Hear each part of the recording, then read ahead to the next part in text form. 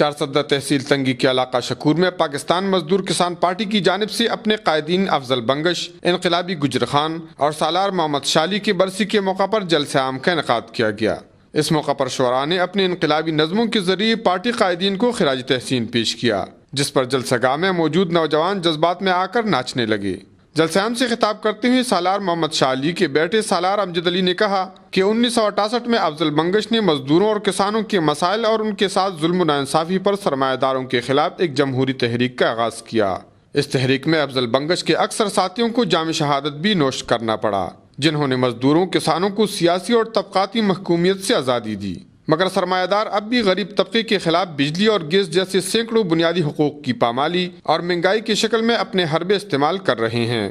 Martial لاؤں کے ذریعے قوموں کا استحصال کیا گیا، جبکہ خود ساختہ آئینوں کے ذریعے عواموں کے حقوق کو پاؤں تلے دبا دیا گیا۔ انہوں نے کہا کہ ہمیں اپنے قائدین کی راہ پر اتحاد و اتفاق سے چل کر ہی سامراجی قوتوں سے چھٹکارا حاصل ہوگا۔ نوجوانوں کو روشن مستقبل کے لیے سوچنا ہوگا۔ جلسہ عام سے قومی اولسی اتحاد کے صدر محمد نظیف عثمان خیل، عوامی نیشنل پارٹی کے رہنما پیر رحمان اللہ اور جہانگیر خان نے بھی اپنے خیالات کا اظہار کیا۔ کفایت اللہ، اے نیوز، چارسدہ۔